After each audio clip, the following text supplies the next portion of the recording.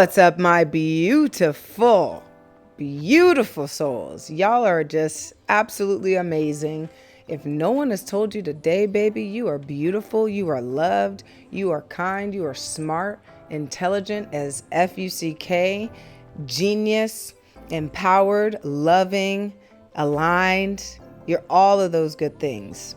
And labeling things as good and bad is not the topic of today, but it is a good topic to talk about. So we'll get there.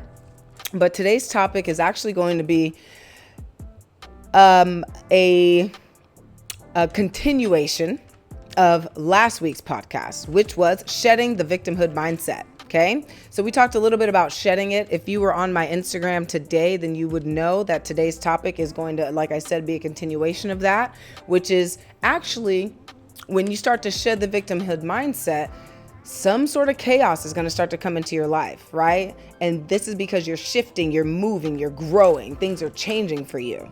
And so you're going to experience some chaos. And anyone out there who tells you that the minute you start to change, nothing's going to change around you, they're completely lying. Ignore them and move on to the next person.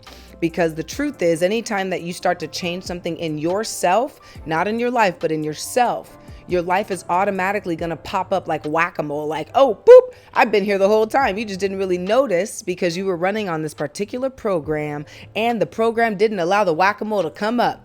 But now when that whack-a-mole comes up, guess what? You're going to have to slap that thing back down. Be like, yo, I'm in charge. You don't get to stay here. You don't get to stay up. Or some of us who are a little bit different, like myself, we sometimes just wait patiently, right? For the whack-a-mole to kind of figure it out like, oh, I'm not welcome here anymore.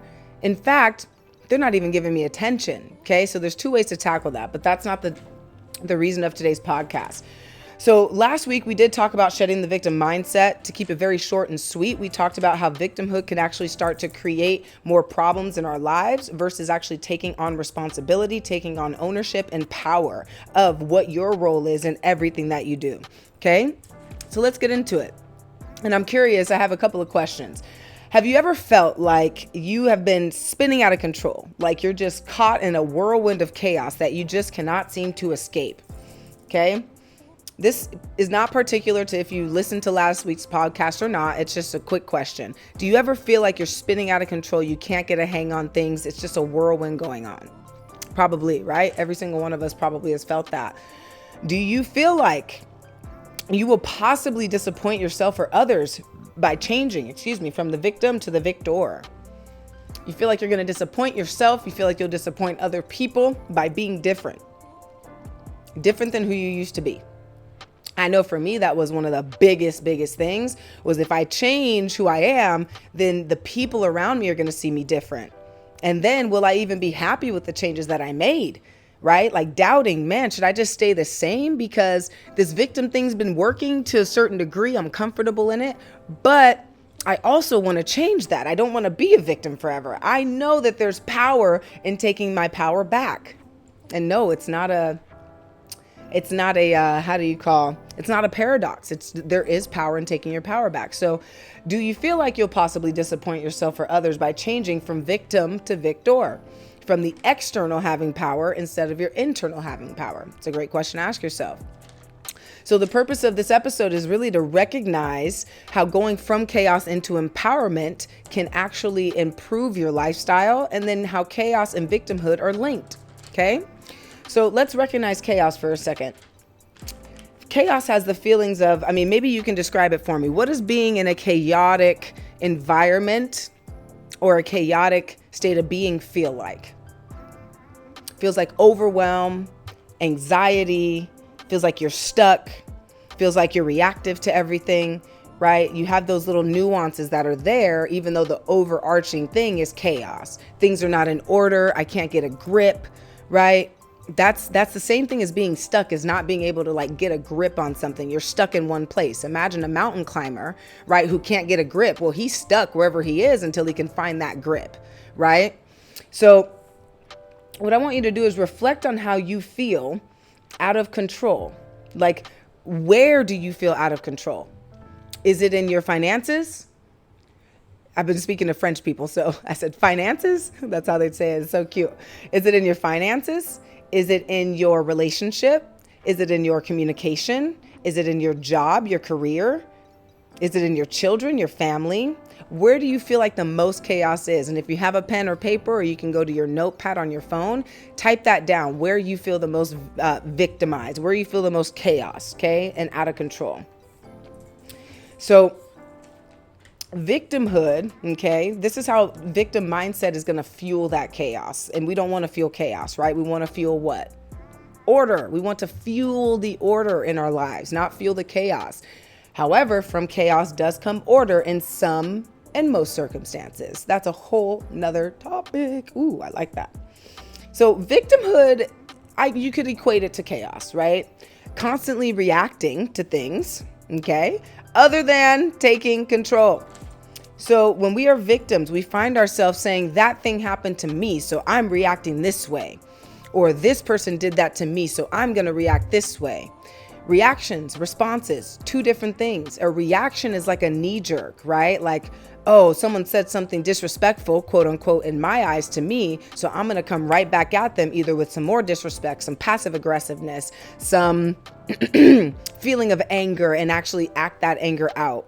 Instead of learning how, okay, I'm feeling anger right now. Why am I feeling that? What about me do I have to believe is true for this anger to even arise? Like, I must believe that something they're saying is true about me in order for this anger to come up. What is that? It's a totally different thing to respond that way, like I just explained, versus react, which is just take the anger, go off, and then later on be like, damn it, well, I did it again, right?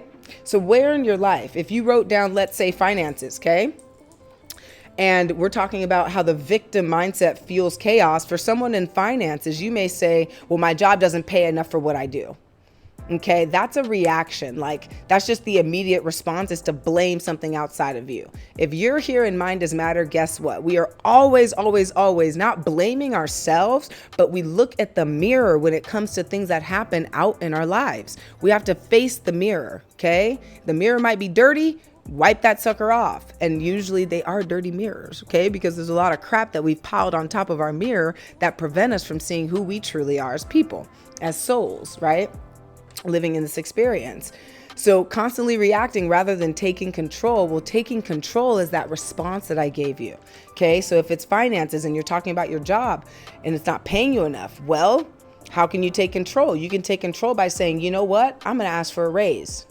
Or you know what? I'm going to seek a different employment that may bring me more excitement in life. It may bring me more fulfillment. And even if I get the same pay, it feels better to do that other job because it's more aligned with what I actually enjoy to do. You see the difference there? Okay. Victimhood is blaming the job, blaming the people, blaming the management, blaming the money that you get. Taking control is I actually have control of where I work and where I step out into the world every day. Take control of that, right? You can apply this to your family. You can apply this to, and I said finances, but I also dug into career a little bit. Your relationships, your communication, huge, huge, huge. But chaos does thrive when you believe that you're powerless. Like the more you're like blaming other stuff, the more other stuff is going to continue. You're like affirming to yourself that the outside world has more control over you and what you get out of life than does yourself. And that just breeds more chaos because it bleeds into other forms of your life. There's a quote, and I love it. It's seriously top 3 quotes of my entire life up until this point. How you do one thing is how you do everything.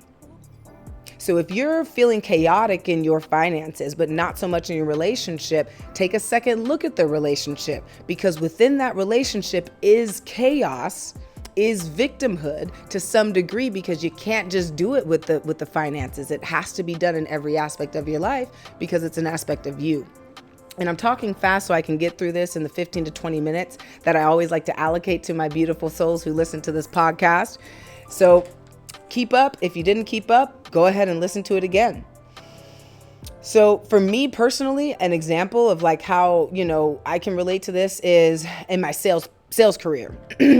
Not in my current coaching program, totally different thing. Currently, I'm a coach for millennials and Gen Z who are struggling with feelings of overwhelm, anxiety, feeling stuck, not knowing what the passion or purpose is of their life, not having any passions anymore, forgetting about writing music, forgetting about playing basketball, forgetting about all the fun stuff that made you you.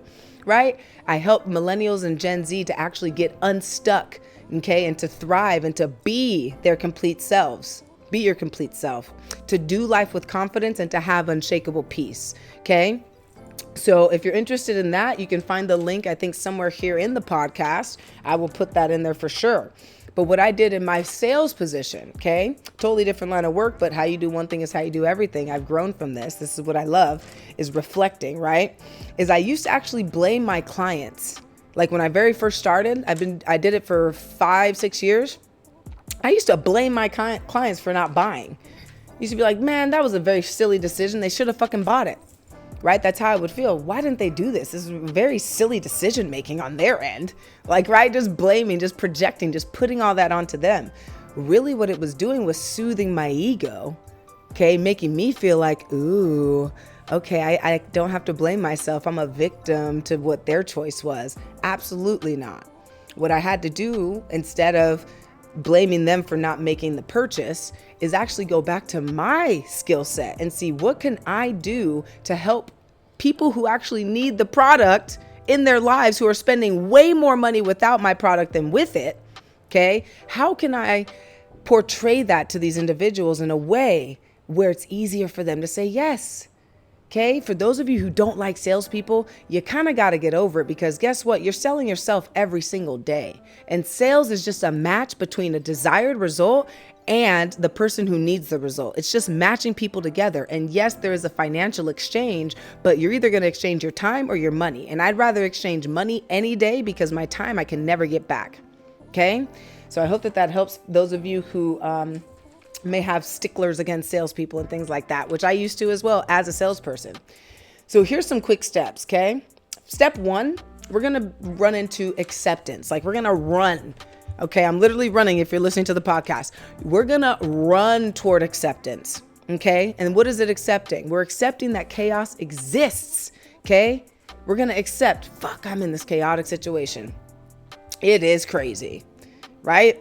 Acceptance and awareness, always step 1. Okay. And there's nothing wrong with accepting it. Accepting it probably takes some weight off your shoulders a little bit. Resistance, when we're like, oh, I wish this wasn't happening, you're gripping so tight, you don't realize you're in a puddle, right? You're like holding on so tight to the edge that you don't even realize, shit, I could stand up in this water. It's a totally different way to feel, a way to think. And what you're going to want to do is accept that you play a role in it as well, because the role that you play is the only role that matters, your role in this. So the action to take, one small step today that I want you to do, pick one of these 3. We're either going to organize a space for retreat and for grounding yourself, okay, away from the chaos. That way you can forget about it. If this is 2 minutes for you, start there. If this is 5 minutes for you, start there. If this is 10 minutes for you, start there. It could be exercising. It could be taking a drive. It could be going to a coffee shop and not getting any coffee, but just sitting in there and being outside of your normal space of chaos. This allows you to ground yourself. Now, another thing too is we are sentient beings along with every other living organism on the planet. So if you see a tree and you're like, man, that tree looks really sweet and like I want to hug it, go hug the damn tree.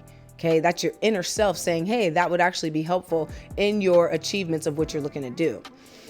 And you could also take your shoes off, run barefoot around, or walk barefoot in some grass or some dirt or whatever, eases your soul the most.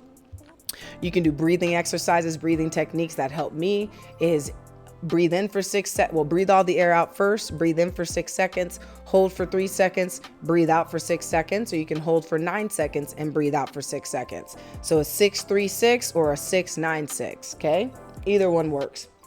And then you want to, so organizing a space, right? Get yourself a certain space, so you can combine all 3 of these, but that's number 1. Number 2, setting a boundary, okay? Setting a boundary with saying no to people, no to things, saying no or saying yes, right? Like the boundary that I can set for myself, if I'm looking at the acceptance part, okay, of what we can do to actually address the chaos and find ourselves rising above it, is I can just say yes to, okay, sure, chaos is going on. Got it. It's happening. That is actually setting a boundary against resistance within yourself.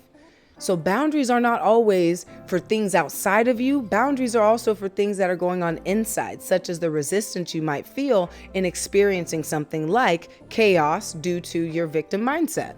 And when I say your victim mindset, you might feel a little triggered. You might be like, man, why don't she shut up about that? I know. Guess what? That means that energy is ready to leave you. Okay. Whenever you feel like a resistance inside of you, like, fuck, that triggered me, or damn, that's annoying. Why do they have to say that to me like that? Or why is she even saying your victim mindset? What, is she not a victim? Like, you gotta remember, you're running a program of beliefs, patterns, and habits. So when you start to hear things that are going, quote, against those belief patterns and habits, and it doesn't feel good, see that as like a game, like, oh, cool, I found something else inside of me that I can actually work on releasing so I don't get triggered anymore.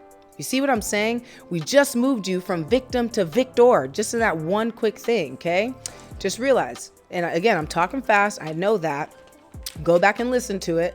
Lots of stuff packed in here, but it's just very subtle shifts that take place, and they're all within us. The third thing you can do, action step, is starting a new habit, okay? Adding a mantra to when you wake up in the AM. And when you add a mantra, okay, to your repertoire, especially in the AM when you arise in the morning, you want to say it so many times that it almost doesn't make sense. You ever heard a word or read a word like because, and then you read it so many times, it's like, damn, is this even a word anymore? Is this mumbo jumbo? You kind of spell check it, right? It's kind of like that, right? Because when that starts to happen, that means your subconscious mind is absorbing that now. Okay. So choose a mantra. We'll get into that in just a quick second. And then, so we want to accept. We want to take an action. That one of those actions can be organizing a space, setting a boundary, or starting a new habit. And then the third thing is ownership. Own that you have a choice. Own that you get to choose. Okay? People don't want to own anything, right? Nobody wants to own what they have to contribute to the situation that they're in. I want you to put a stake in the ground. I'll do it for you right now. Boom, stake in the ground. You're going to own from now on the things that occur in your life. Because when you do that, when you take that responsibility, you hear that? Response ability, the ability to respond, okay? Instead of victimhood, you have reached a whole new level of understanding, and you've started to accumulate one of the keys to life, one of the keys to the universe, really.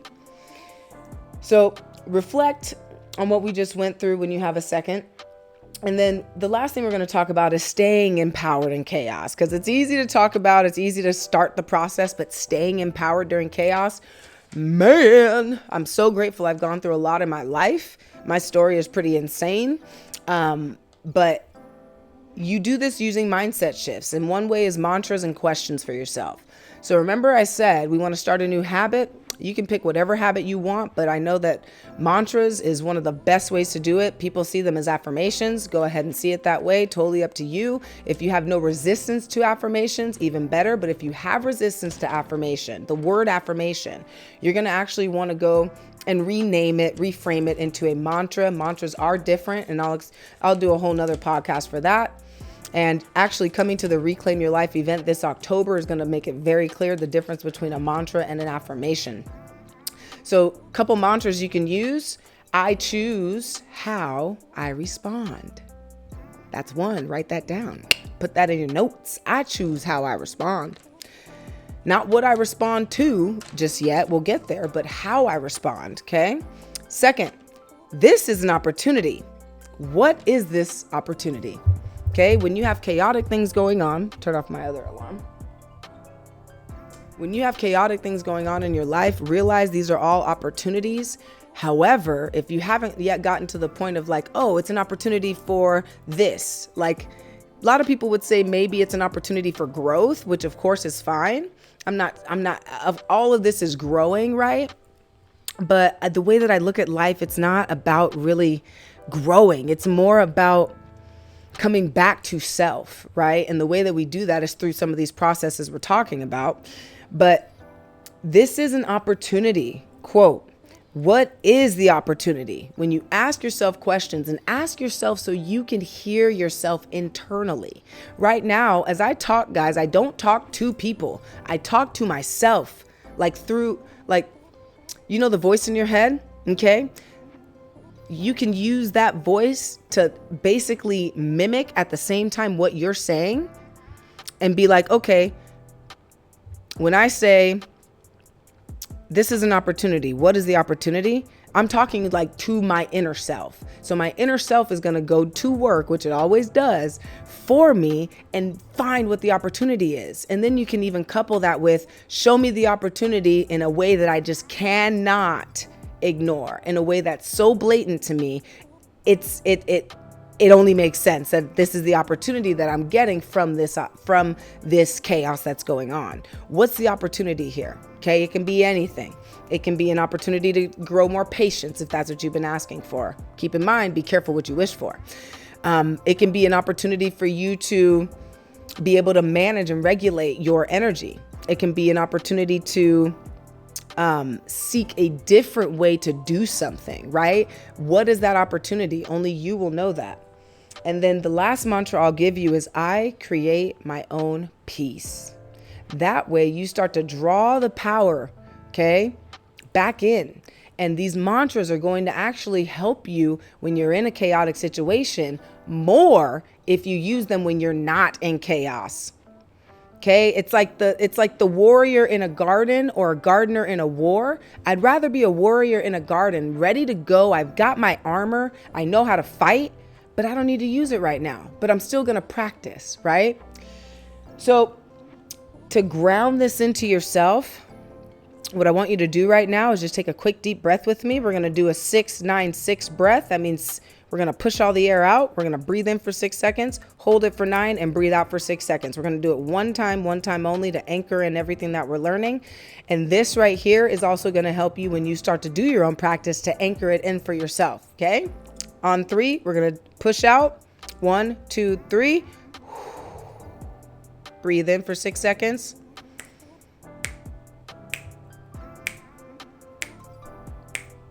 Hold it for 9, 4, and breathe out for 6. Hold and breathe normally now. See how much breath affects you. It's intense stuff, right? So next, guys, the last thing I want to do is just wrap this up. First thing, when we're talking about how to thrive in chaos while you're shifting, right, out of victimhood mindset, we want to recognize, okay, what is going on. We want to recognize what chaos feels like: overwhelming, reactive, stuck, anxious, anxiety, things like that. Second, we want to say what fuels chaos is victimhood mindset. Third, okay, we want to accept, we want to act, and we want to own. Fourth, we're going to stay empowered, okay? And I want you to choose one of those mantras we just went over. I choose how I respond. This is an opportunity. What is this opportunity? And I create my own peace, okay? Next, we're going to go into the next episode next week, baby, which is going to be how to turn chaos into order, okay? Because there's a way to do it. Once you recognize it, you observe it, you say, okay, I'm back in power. How do I turn the chaos that's going on that I've caused over my entire lifetime, or just in the last few months, last few years, whatever it might be, how do I turn that into like actual order in my life? And that right there, we're really taking the next step. So thank you for being here. You guys are all amazing. I love doing these podcasts. It lights up my whole world. Remember, Reclaim Your Life this October. I'm going to have a date released to you all soon. It might be toward the end of October, closer to Halloween. But either way, I will see you there. And if you like this podcast, feel free to share it with a friend, family member who you feel needs to hear this. Don't send it to the person and be like, yo, you're a victim, right? You can if you want to, but I don't know what type of reaction you're going to get from them versus a response, okay? But I love you all. You're absolutely incredible. If no one told you today besides me, I'm going to tell you again, you're amazing, incredible, special, unique, beautiful, kind, loving, abundant, free, liberated. You are everything you need to be. No one else can do it for you. So continue to do it for yourself. Continue to thrive. And I cannot wait to hear and see you on the next episode. If you feel inclined, please share one thing that you took from this episode that you plan to use in your life in order to get out of chaos, using the victimhood mindset and into a little bit more order, because we did tap on that a little bit today. All right. Mwah! See you guys very soon. Love you.